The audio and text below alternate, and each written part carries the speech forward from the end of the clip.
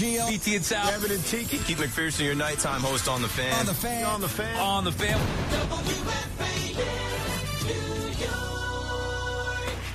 It's WFAN Daily, hosted by Pete Hoffman.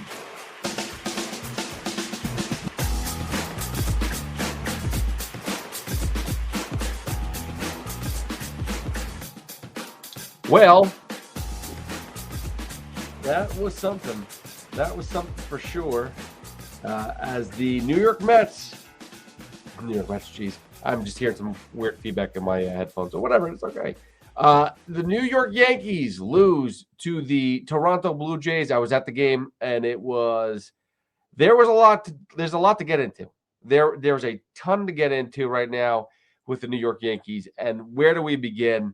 Let's first start off with Cam Schlittler, who had another good performance, but it wasn't enough. It wasn't enough. And the fact that the New York Yankees had Cam Schlittler go up against a bullpen game, and the Yankees were able to muster up 2 runs off of 6 hits is embarrassing.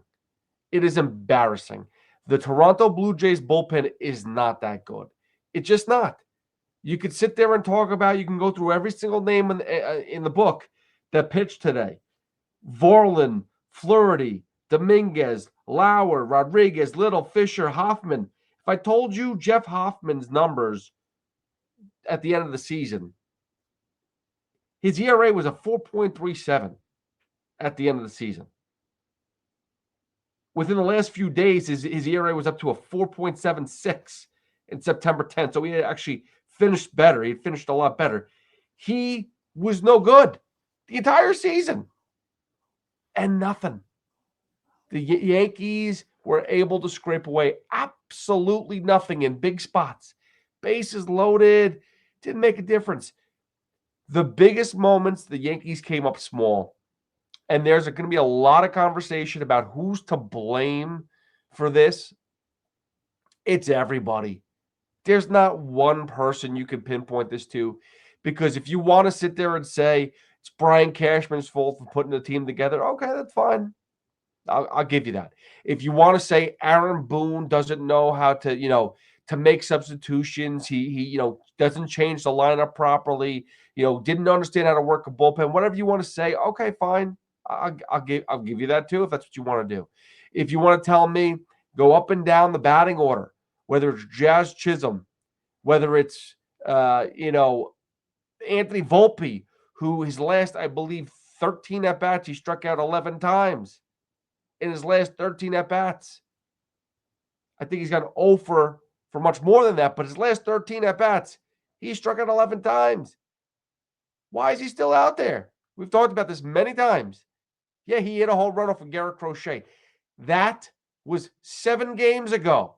7 games ago, he hit a home run off of Garrett Crochet. Do we carry that throughout the entire playoffs? Jazz Chisholm, again, like I was saying, defensively, I don't know if he's just not in the moment, if he's just not there, whatever the case is, it is utterly embarrassing to watch him play defense at times. You got, Austin Wells, who continues to just do nothing but pop out. I mean, it was just bad overall. Bad overall. Bullpen, who can you really rely upon? And it's funny because there's going to be a lot of off-season conversation about who's going to return. I believe Jazz has 1 more year of control left to him. Are you signing him to a big-term deal? Are you keeping him around, or are you going to trade him? Or are you going to just let him play 1 more year and move on from like Gleyber Torres? There is a ton of misplays here. And now there's a lot of good too. If you think about what the Yankees do well, they mash. They beat up bad pitching. They didn't do that in Game 4 of the ALDS. And that's the problem. In a big spot, they came up small. And you could talk about, no fight, no dog in them left, whatever the case is. I mean, they showed fight the day before. They showed fight on Tuesday night in Game 3, down 6-1. And people are going to sit there and talk about Aaron Judge again too. The guy batted over about 500 in this playoffs, and yeah, one hits off the wall at the very end. He's got the one home run that'll go down the books with the historic home run, as he hit a 3-run home run to tie the game on Tuesday off the foul pole, fair pole, home run pole, whatever pole you want to call it. But it just a lot of emptiness, a lot of empty hits. Great hitter. Nobody's on base. Nobody's on this. And that's where it's kind of like you almost have to change the batting order. You have to change the lineup. If your cleanup hitter or your best hitter is getting base hits and nobody is on base, then maybe that's not the approach to go. If he's not hitting home runs, if he's not getting extra base hits, then maybe you need to figure out a way to change up that lineup. I know you want to give the strategy is give your best hitter as many at bats as possible. So give Aaron Judge, put him in the 2-hole, let him just keep on cooking, let him get as many at bats as possible. But maybe the strategy needs to change. There is a ton of time to figure out the offseason. There is a ton of time to figure it out. And again, at the end of the day, do you think that Aaron Boone's getting fired? I know everyone wants him to. He's not. Do you want to know why? And whether you love it or hate it, you have Brian Cashman and Aaron Boone, who now have gone back-to-back years playoffs, right? In 2024, they went to the World Series.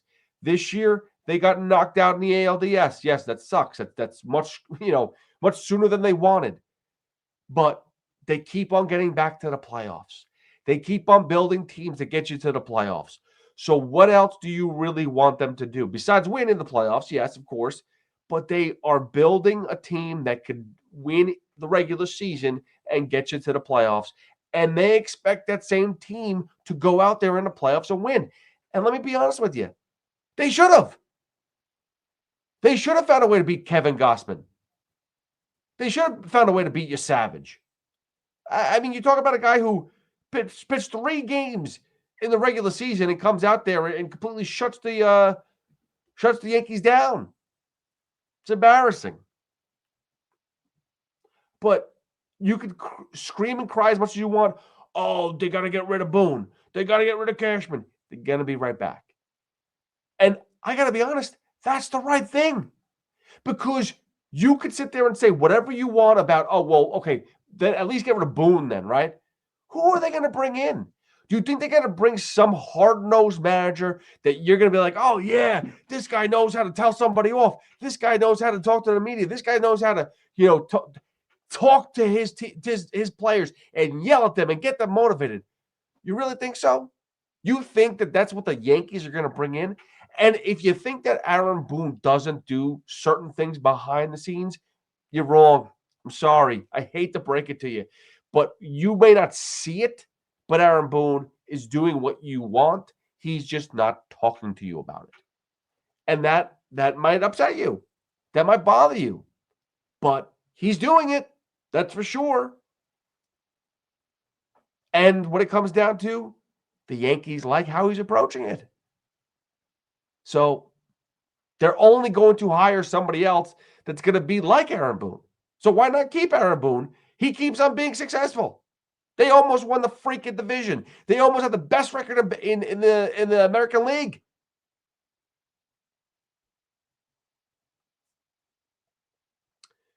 A lot of things to get to in the offseason. But let's talk about this game. All right. Game 4 of this ALDS.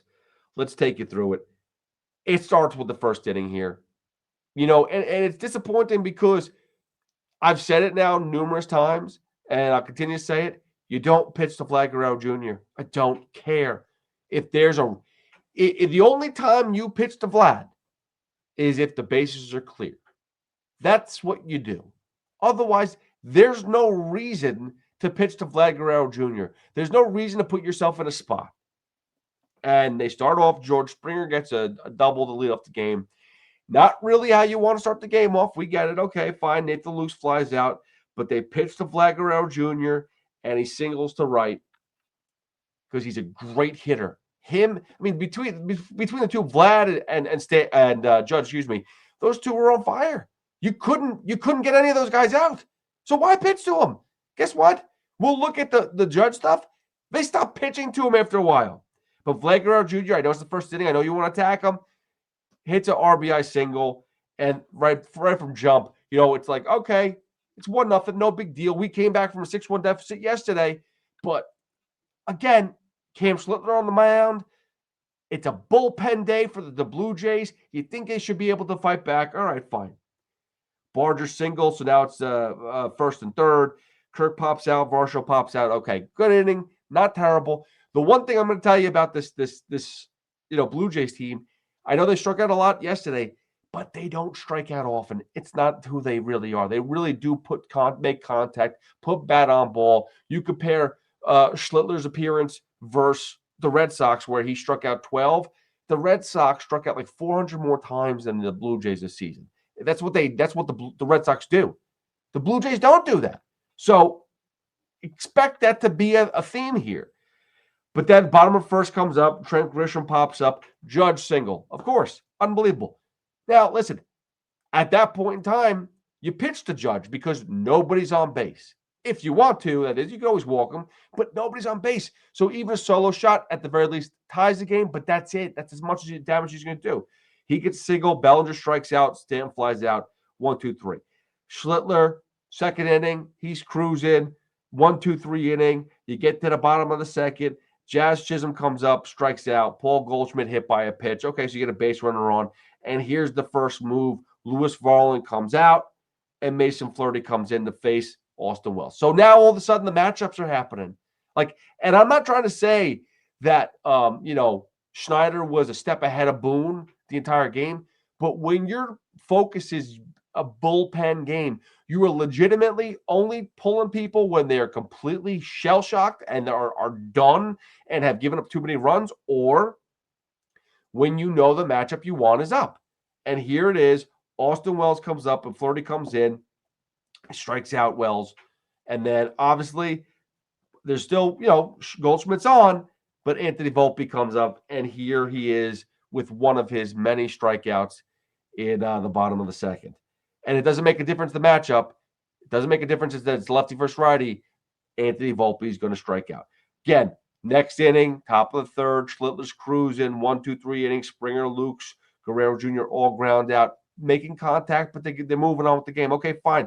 Bottom of the third. This is the moment that I actually missed because I went like a good dad who I thought was being a good dad. I got the opportunity to bring my son to a playoff game, my youngest son, who is a big Yankee fan. Evan and Marash went as well. Evan had a couple extras, and he said, hey, would you like to come? He asked me to ask BT and Sal. I did. I didn't just skip them and say, oh, no, they can't go. Did ask BT and Sal. They could not go. He asked me as well. I said, I would go.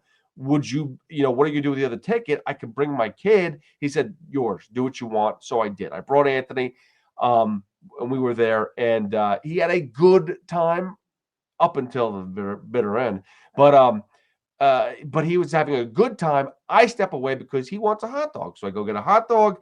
And what do I miss? The only offensive piece to the Yankees puzzle for this day, which is a Ryan McMahon home run off of Flaherty, by the way, who is a lefty. So it was amazing. You didn't see Boone waver and say, you know what, I'm going to switch this up and go to the righty right here and screw up my defense. No, I'm going to keep McMahon in there, and he's going to go and bat for me. Whatever happens. And he goes and hits a home run. Game tied up at 1. Trent Grisham strikes out, and then here you go. Judge is up. So what do? They're not putting Flaherty versus Judge. Let's go bring in Sir Anthony Dominguez. He comes in. He gets Judge to fly out and Bellinger to fly out. But the game's tied. 1-1. Perfect. Exactly what you could ask for. I mean, not actually exactly what you could ask for, but at the very least, a tie ball game at this point in time. You want to see more hits from the Yankees, obviously, but at the very least, you're walking into the top of the fourth time. Again, Schlittler's in. Barger leads off with a double, but he gets Kirk and Varsho to fly out. Barger goes, moves on to third after a wild pitch, but strikes out Santander. Perfect. Again, not many strikeouts for Schlittler, but you can take it. Bottom fourth, Stanton walks. Excuse me. Chisholm. He's going to have Jazzy over here had a rough day. Let's just put it this way. But Stanton walks, Jazz is up. You'd like to see something productive, a productive at bat, grounds into a double play. Paul Goldschmidt pops up, and you go to the top of the fifth. And Ernie Clement, you're talking about, Vlad Guerrero Jr. not getting out. Ernie Clement singles again for, I think, the 100th time this series. Then Jimenez singles. So now you're on first and second. Big issue here. First and third, excuse me, as Clement went to third on that the Jimenez hit. And you're in that spot here. Schlittler, it's first and third, top of the fifth, and you're in a spot where it's like, what's going on? And I believe, if I'm correct, that Jimenez was that the Jimenez one that Jazz screwed up, or was that later on in the game? Let me just double check that, because I feel like that ball was hit up the middle and Jazz didn't get it, and we thought he should have been able to get to it. So maybe he was out of position on that play, but that's not the key play to this game that really blew it open. We'll get to that a little bit later. Anyway, point is, first and third, Springer comes up, hits a fly ball, sac fly, and Clement scores. So now it's 2-1 still. Schlittler pitched a good game, decent, but that run scores. Now we got to find a way to fight back here. He does get out of the inning. Luke's hits into a fielder's choice. Jimenez out, and then Vlad Guerrero. Surprisingly, this is, again, very few strikeouts on this day. They choose to pitch to Vlad Guerrero Jr. with the runner on, and he strikes out. Looking, by the way, excellent pitch by Schlittler. It was a good battle. Good to see that Schlittler, listen, he's got some legit stuff. No matter what happens, no matter what happened in game 4, he pitched as well as possible. And, he left. He didn't have the lead, but he pitched well enough to win the game. That's for sure. Go to the bottom of the fifth. Eric Lauer comes in, again, to face the lefty. Again, they have an ample amount of lefties, so it's a good spot for the Blue Jays. They're able to go back and forth as they want to. Lauer comes in, faces Wells, pops up. Volpe strikes out. Again, doesn't make a difference who's throwing. Lefties, righties, ambidextrous. Volpe's going to strike out, and then McMahon grounds out meekly. Top 6, Barger singles. Kirk flies out, and then Varsho grounds into a double play. Okay, good. So now we got through 6. So, first of all, Schlittler, maybe not as effective as he was versus the Red Sox, but still, going 6 deep, quality start, only 2 runs. I mean, that's really all you can ask for.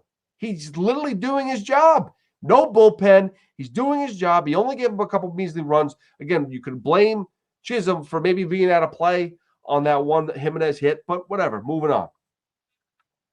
Bottom of the 6th. Grisham strikes out. They choose to walk Judge. Smart move. I mean, again, Eric Lauer's on. He's not a hard-throwing lefty. You don't expect that matchup to end well. And it's only one run. It's 2-1, right? It's 2-1. There's nobody on. You walk Judge. You don't allow him to tie. Now it's the 6th inning. It's not the first anymore. It's the 6th inning. You don't allow him to tie this game up. And they walk him. They pitch to Bellinger. He lines out. They relieve Lauer, put in Rodriguez. Stanton walks. Okay, first and second. Here we go. And here it is. Jazz Chisholm comes up. First and second. You could tie this game up with a base hit.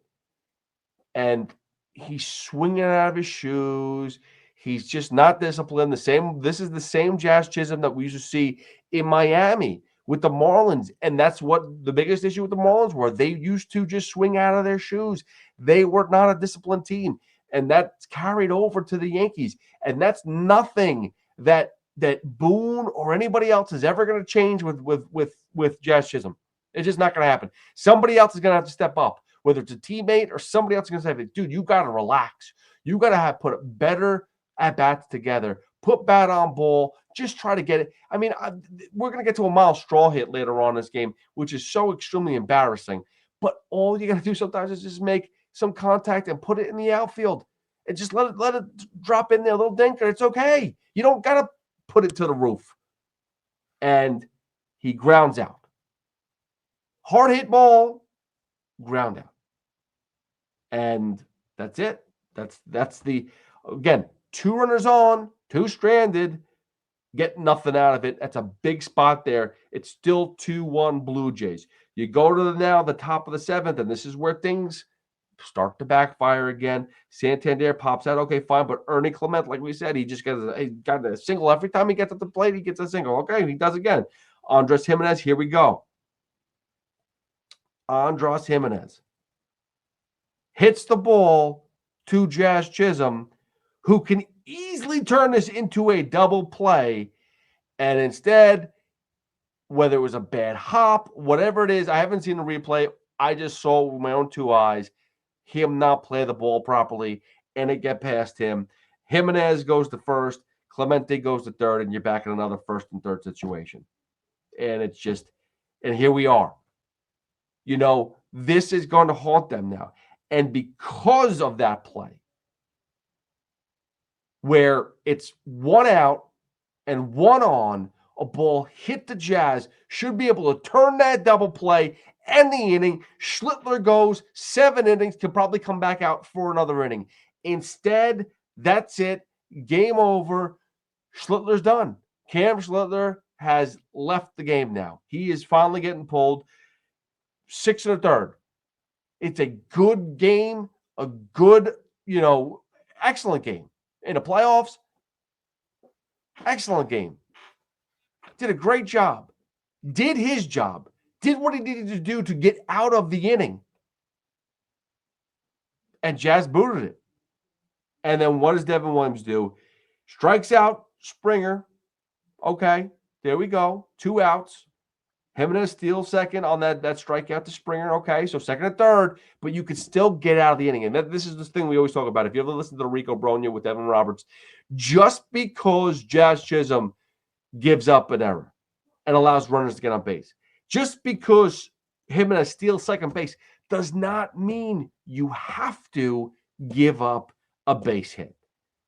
And Devin Williams did not have lights out stuff, unfortunately, against Nathan Lukes, and he hits a fly, line drive over Volpe's head. He can't get it, and 2-run score, and the score is now 4-1, and that's kind of the ball game right there. It was kind of over before that anyway, but maybe not, because again, eventually the Yankees did score a run, but that game was out of hand right there. Or in this instance, it's out of hand. Top 7th, Nathan Lukes two-run single.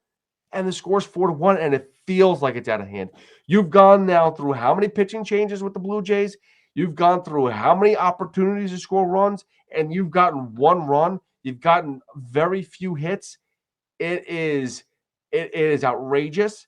And again, defense comes back and haunts them. It really does. And I'm not sitting and saying, Jazz Chisholm is such a terrible second baseman. But not for nothing, he's been, somebody that you've been able to put in different spots because he's so skilled and so talented, but he's never really been a great sure-handed second field defensive player. He's good at everything. He's not great at everything. And that's why, whether it was a bad hop or whatever the case was, Jazz blows it up and 2-run score. They finally get out of the inning after he does walk Vlad Guerrero Jr., which is a smart move. You don't need to aid on to those runs, that's for sure. But after getting Barger out, you're down 4-1, and here you go. Bottom of the 7th, Brendan Little comes in, relieves Rodriguez. Goldschmidt walks. Okay, here we go. We're moving. And then it follows by Austin Wells flying out, and then Anthony Volpe comes up. And at this point in time, it's the bottom of the 7th inning. And I think at this point in time, he was in his last 12 at-bats. He struck out 10 times. And it's at this point in time, what are you doing putting him in against anybody? Brendan Little, I believe, was the left-hander. I believe he was the left-hander, if I'm correct. Yes, he was. He was a left-hander. So he's a left-hander. I understand that Volpe is a righty, but he's faced 2 lefties earlier today, and he struck out both times. So it doesn't really make a difference. Find somebody who's got a better stick than Anthony Volpe and give him an opportunity. Now, defensively, he made a nice catch earlier in the game. That was awesome, like a behind, like Willie Mays behind the back type of deal, or over his head into his glove. It was awesome. But at this point in time, it's the 7th inning. You need runs. You have a base runner on. You don't. First of all, you don't have anybody in running for Paul Goldschmidt, which I didn't think you would anyway. But you've got to take out Anthony Volpe and give somebody else the bat, whether it's Caballero, whether it's Rosario. Somebody needs to take that bat out of Volpe's hands. And what does Volpe do? He strikes out. The 3rd time. I mean, it's embarrassing that they keep on running this kid out there, and he's been so dead at the plate. And you desperately need a hit. You desperately need something. And then what do? They put Rosario in for McMahon because they don't want the lefty, and let's put Rosario in. He crushes lefties, and guess what he does? He hits a single. A little too late, though, because Grisham comes up next, pops out, end of the inning. I mean, how many times did we see runners in scoring position and they just not drive them in? And then here we go, top 8th. Camille Duvall relieves Devin Williams. Kirk, first thing he does, double. And I made this joke, and Marash at the time was cursing and very upset. He didn't find it very funny, but I looked at Alejandro Kirk and I said, you know what? He kind of looks like Jose Altuve, but like in 20 years. And now, do me a favor. Look at Alejandro Kirk. And then look at Jose Altuve right now. And then envision in 20 years, Altuve to look like Kirk. I think I nailed it. Wasn't very happy with that, but I think I did a good job. So Kirk doubles. Varsho flies out. Kirk goes to 3rd. And then Miles Straw. And this is what I was talking about earlier with Jazz. That sometimes you just got to give like a late, like whatever it is. It looked like a tennis swing that Miles Straw gave off of Camille Duvall. And he just kind of pushes the ball to drop in between the second baseman and the right fielder, between Chisholm and Judge. And Kirk scores on a really soft hit single. You don't always have to crush it. And now it's 5-1, and now the game's basically over. You're just like, there's no chance in hell that they're coming back. Ernie Clement gets hit by the next pitch, square in the back, or maybe not the next pitch, but the next at bat he's been on our base every time anyway. So like, why not just do that? It's easier. And Camilo Duvall then doesn't get tossed, but then leaves the game as Bednar comes in to relieve him. But I think that was Duvall's sign of saying, I'm not getting out of this inning, so please somebody save me soon because I'm going to get crushed here, and I don't really want to blow this inning up as much more. So get somebody else up. So Bednar comes in. He gets Jimenez to a ground to a fielder's choice, and then he strikes out Springer. So no more runs. Luckily, the Yankees get out unscathed, top of the 8th. No more runs come across, but that one to make it 5-1, but it already feels like it's out of hand by that point in time. The vibe was very weird. People get a little antsy. A lot of, like, you could see the crowd starting to get a little antsy too. People getting frustrated. And it just was like, what are we doing here? It just, so much so that like somebody like cold cocked somebody a few seats over from us because he's walking down the steps with his camera and filming, and somebody behind him says, hey, could you sit down? So the guy turns around and cold cocks the guy who said, hey, please sit down, or, down in front or whatever the case is. And they ran out like a little bitch. But thankfully the cops did get him because he cracked this guy's jaw open and it was bloody all over the place. It was not pretty. But I mean, that's the type of crap that was going on because I think people were like, what the hell's happening right now? Like we saw in the World Series, the Yankees flop against the Dodgers. That's different. This is completely and utterly unacceptable what's going on in the ALDS. Bottom of the 8th, Fisher comes in to relieve Little. Judge surprisingly leads off the inning and strikes out. So now they're attacking him. Now it's 5-1. Go at him, whatever. If he hits a home run, it's nothing. No big deal. They attack him, strikes out. Bellinger pops up. Stanton gets a base hit. Grisham walks. Okay, hold on a second. Ben Rice comes in for Goldschmidt. Jeff Hoffman comes on. And what does he do? He walks Ben Rice. I'm talking about Jeff Hoffman, a guy that notorious. Now, listen, I think he finished with 25 or something saves. Like he maybe even 30 saves, whatever it was. But the one thing I noticed from Jeff Hoffman, and I'm telling you right now, I know this for a fact, not because his name is Hoffman, but because he was on my freaking fantasy baseball team and he blew so many games, not blown saves. He blew games where he was put in with runners in scoring position and the lead was more than four or more. So non-save situations, he was blowing them left and right. First thing he does is balk Ben Rice. You're now a grand slam away from tying this thing. Unbelievable. And Austin Wells hits a shot that the crowd gets up for, but doesn't even make the warning track. And there goes another bases loaded rally. Again. Like, we don't need freaking home runs.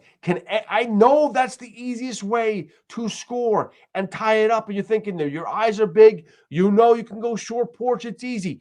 But how about you just get a freaking base hit?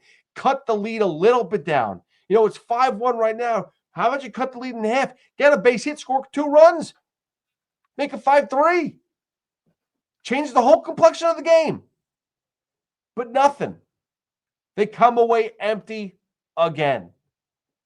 9th inning, Nathan Luke's doubles, but they get out of it. Guerrero grounds out, Barter strikes out, and Kirk strikes out. And here we go, bottom of the 9th. IKF comes in at second base, whatever. They finally, after all these years, choose to sit Anthony Volpe and put in Jason Dominguez. And what does he do? Instantly, a double to center. He's on base. Great. Rosario flies out. Grisham grounds out. Dominguez goes to third. Aaron Judge just misses a home run, just off the wall, and that scores Dominguez. It's 5-2, which, by the way, if they could have scored 2 runs the inning before, maybe it's 5-4. Maybe there's a different approach. Maybe there's more pressure on Jeff Hoffman, who sucks in the bullpen. Coming out of the bullpen, I'm telling you right now, we're going to watch him in the next series. He's going to blow a ton of games. If they make it to the World Series, he's going to blow a ton of games. Just get ready. It's going to happen. They are not winning the World Series, the Blue Jays. It's not happening. Same thing with the Detroit Tigers. They're not winning the World Series either, but the Blue Jays aren't winning because of their closer and their bullpen. That's for sure. But Aaron Judge gets a base hit, 5-2 at this point in time. You get Cody Bellinger up, and unfortunately, he strikes out, and that's all she wrote. And it was we left early. My kid was getting a little upset after that 5-1, even though he was just upset a little bit before that. When it was 4-1, he was upset. And he said, do you think we can leave like the 9th inning? Like, I don't want to see it. And what am I supposed to say? Like, I don't want to torture the kid. And this is why, if you know me, and I do the Rico Bronya podcast with Evan Roberts, so you know I'm a Mets fan, right? You know that. But I'm also fair. I don't want to gift my family pain. I don't want to purposely give it to them, right? Like, unintentionally, I mean, things happen. Hey, maybe I say the wrong thing. Maybe something happens. Okay, yeah, you're upset by me, whatever. That's fine. But I am not intentionally going to make you feel the same pain that I feel. I'm a Mets fan. I hate it. I hate being a Mets fan. I hate rooting for a team that constantly disappoints me and makes me want to put my head through a wall. Like, I don't like pain. Or maybe I do. I don't know. But I don't want to be in pain. That's for sure. Here's the thing. I don't want to make this kid go and sit here and watch the Yankees lose and then he'd be upset by that. Listen, I understand. I like teaching lessons. I like there to be value behind it. Like, hey, just because you want them to win doesn't mean they're going to win. You know, same thing in your baseball season. Like, you may think you're the best player, but you're going to strike out. You're going to get out. So there's lessons behind all this stuff. But here's the thing, dude. I'm not going to force him to watch the Yankees lose. I'm not going to do it. I'm not going to make him suffer in pain. And he's 8 years old. Like, he's still young. He don't need to do that. He'll have plenty of disappointment for years to come. Trust me. Trust me. Anybody that's watching this right now, you're in pain one way or the other. Whether it's a Met fan, whether it's a Yankee fan, whether it's just, somebody just that likes to see pain in general, likes to watch New York torture each other, like whether you're a Boston fan, unless you're a Dodgers or a Phillies fan, I'm not even sure what the score is there right now, so I can't even tell you, but or Mariners or Tigers fan or Blue Jays fan at the moment, Brewers and Cubs, like we're all suffering the same way. Our teams are out. We're done. We're talking about, we're about to break down who to get rid of from these teams. We're going to talk about who we should add to this team. We're going to do a whole different deep dive on the New York Yankees, the New York Mets, and how to approach 2026. That's not fun. What's fun is winning and winning a World Series. Guess what? I don't know what that feels like. I don't know. I've never done it before. I've never had that feeling before in my life. I've never watched it before. At 86, I was 4. I couldn't tell you anything about it. I've seen it 1,000 times, but did I remember watching it? No. You watch the highlights. That's it. It's not the same thing. So I did not force my kid to watch the 9th inning because I felt like I was a good dad. Let's get home. Let's beat the traffic, and let's just not suffer with 40,000 Yankee fans, which there weren't 40,000 Yankee fans. There was Blue Jays fans in there too. But that's how the season ends, and it was disappointing. And it was, again, the Yankees had ample opportunities to drive in runs, and they didn't do it. And you could sit there and say, oh, well, their bullpen was so lights out. No, they just, honestly, the Yankee approach is bullshit. I mean, that's what it comes down to. It's complete and utter shit. It's a 3-run home run or looking for a 4-run grand slam. It's always looking for home runs and not making enough contact. And the one person who made contact on almost every single at bat was Aaron Judge. Like, why don't you take a cue from your leader and be like, all right, we should change our approach at the plate. Hitting a home run is nice. It's glorious. We could do some cool, moves. I'll have some bling on me. We'll vibe together. We got the aura. We got the energy. We got all that stuff. But, I mean, how about you just get a big base hit that drives in a couple runs and cuts the lead in half? Do that 3 times a game, and you're winning that game. The amount of runners you left on base, you'd be winning the game. End of story. And they buckle under pressure. You look at what you did on Tuesday against them. 6-1. 6-1. Couple of defensive blunders, and you're back in that game.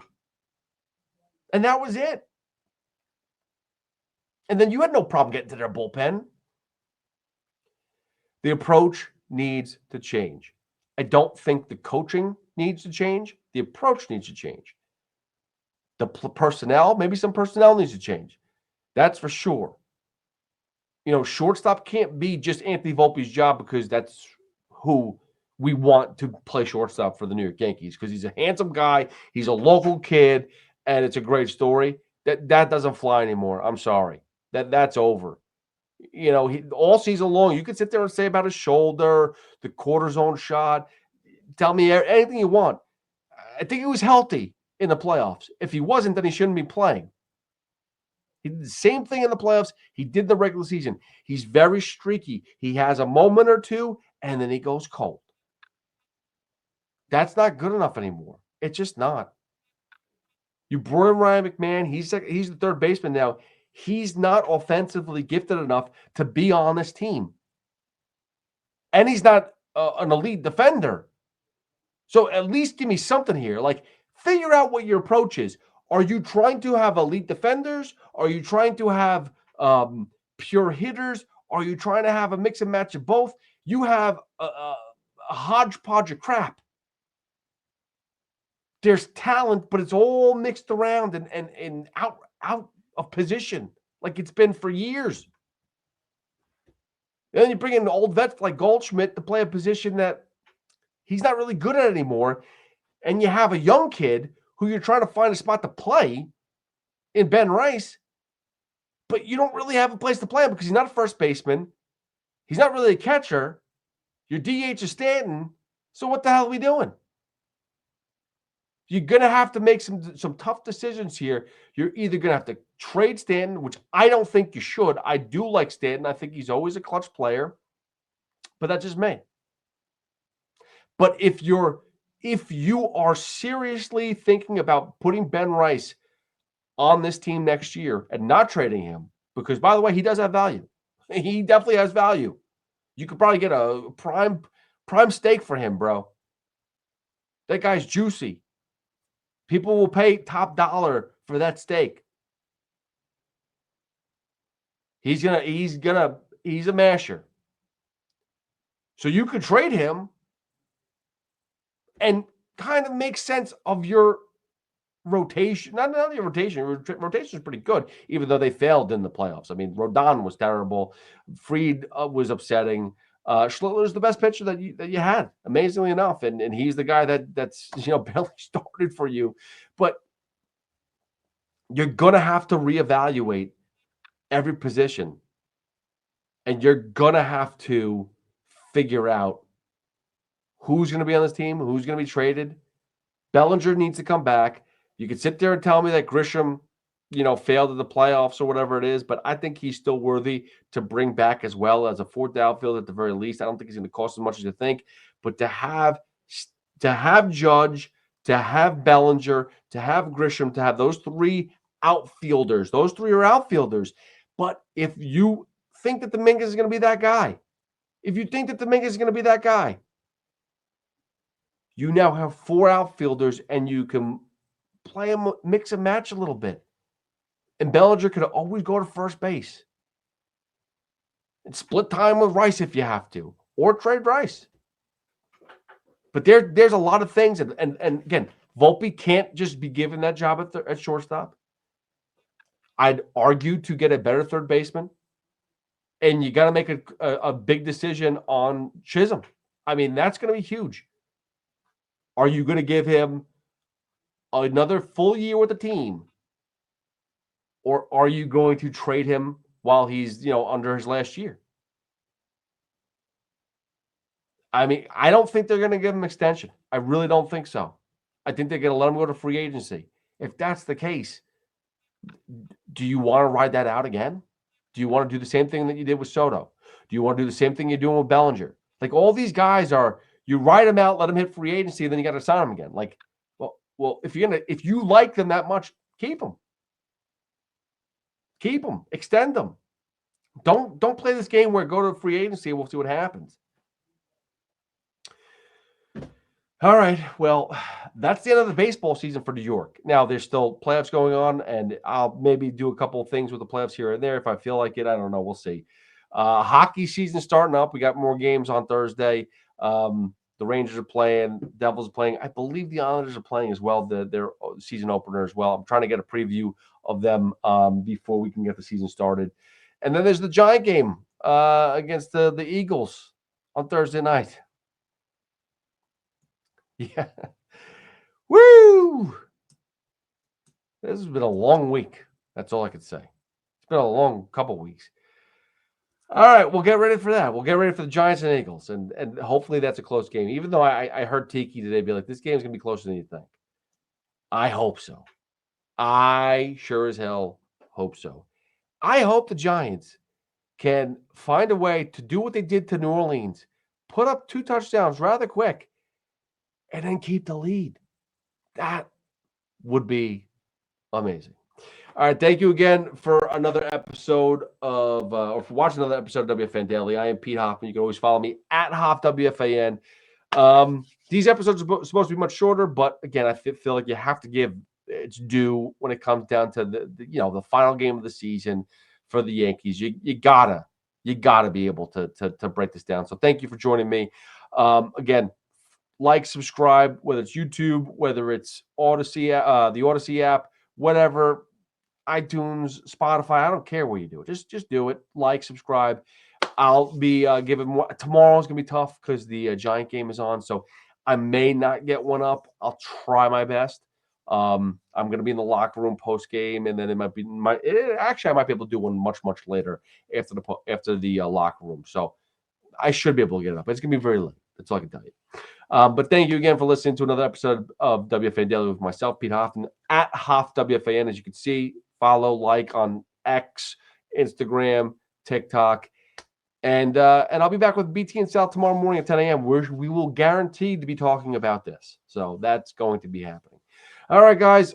You have a great evening. And for all you Yankee fans, it's a rough one, but you'll get through it.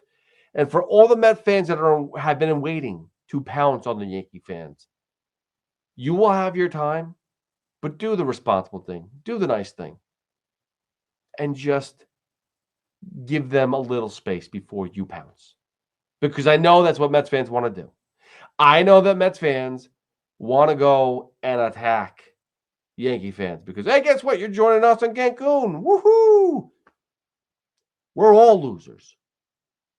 That's all it means. We're all losers. Doesn't make a difference who lost first, who lost last. We're all losers. Doesn't make me feel any better. That's for sure. All right, guys. Have a good night. I'll see you guys later. And let's go Giants. Maybe they'll win.